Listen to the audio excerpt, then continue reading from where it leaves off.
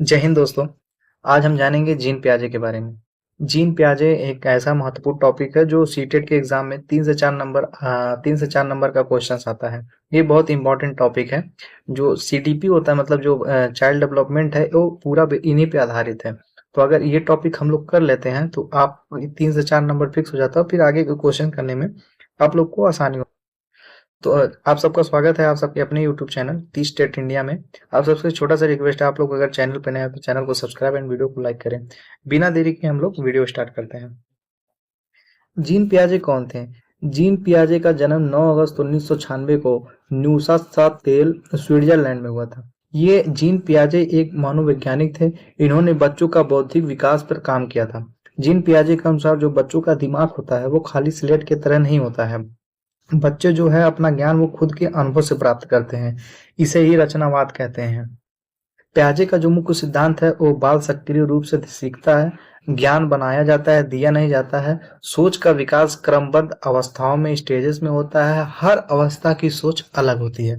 पियाजे ने जो अवस्थाएं बताई, जो बच्चों का मतलब जो विकास होता है वो किन किन चरणों में होता है, वो इस प्रकार है कि पहला है संवेदन संवेदन प्रेरक अवस्था, मतलब जिसे सेंसरी मोटर स्किल कहते हैं। सेंसरी मोटर का जो एज होता है वो जो सेंसरी मोटर स्किल के अंदर जो बच्चे आते हैं वो 0 से 2 वर्ष के आते हैं। इनमें जो बच्चे अपना क्रियाकलाप जो भी चीज सीखते हैं वो अपने इंद्रियों आंख नाक कान जीभ हाथ से सीखते हैं। वस्तु अस्थायित्व का विकास होता है। वस्तु अस्थायित्व क्या होता है? मान लीजिए बच्चा कोई खिलौना खेल रहा था, ठीक है। अब वो खिलौना हम किसी कपड़े के नीचे या कहीं भी छुपा दिए, फिर भी बच्चा वो खोजता है। बच्चा को दिमाग में वो फिट हो जाता है कि मतलब ये चीज था तो वो किधर गया है, ठीक है। अब वस्तु अस्थायित्व के ऊपर ये क्वेश्चन है, वस्तु अस्थायित्व का विकास किस अवस्था में होता है? तो वो होता है सेंसरी मोटर स्किल में, ठीक है, जिसे संवेदक प्रेरक अवस्था कहते हैं।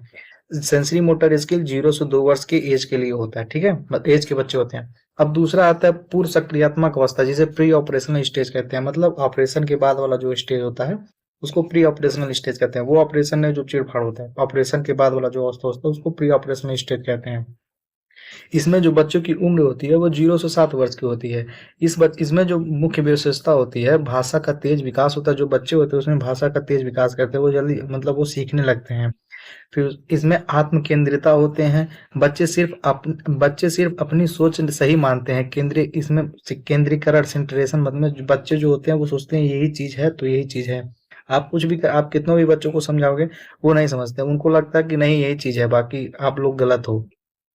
संरक्षण का अभाव होता है। जैसे उदाहरण के लिए लंबा गिलास, ज्यादा पानी। मान लीजिए जैसे एक छोटा गिलास है और एक बड़ा गिलास है, वो भी पतला गिलास है हमारा।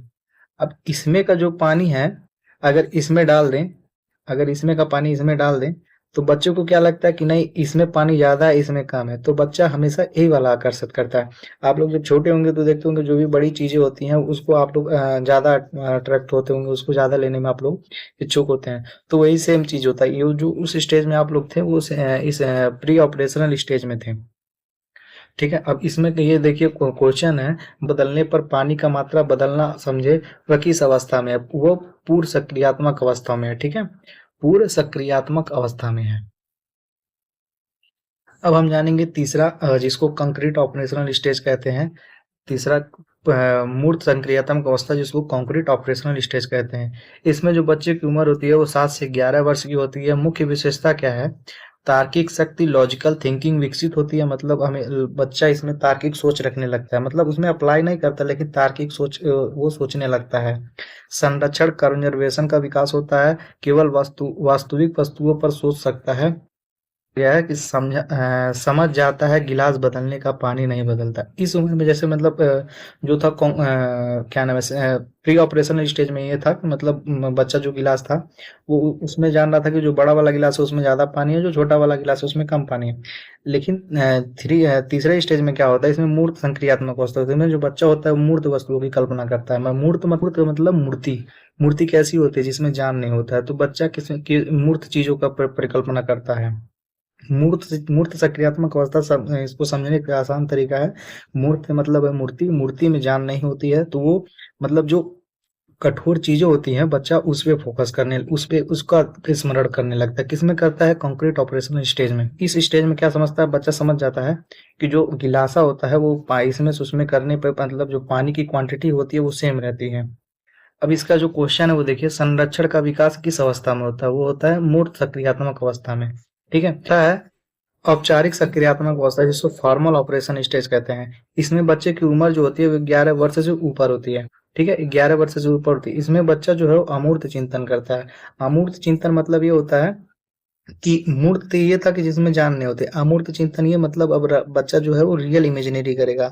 कोई किसी का नाम अभिषेक है तो अभिषेक को ही जानेगा, किसी का नाम विकास है तो विकास को जानेगा, किसी का नाम अर्चना है तो अर्चना को ही जानेगा, और किसी को नहीं। वो रियल थिंकिंग करेगा।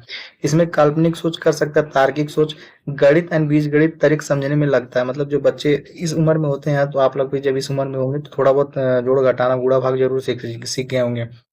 इसमें जो है अंकों का हेर फेर कर सकता है। दिया हुआ है इसी पे।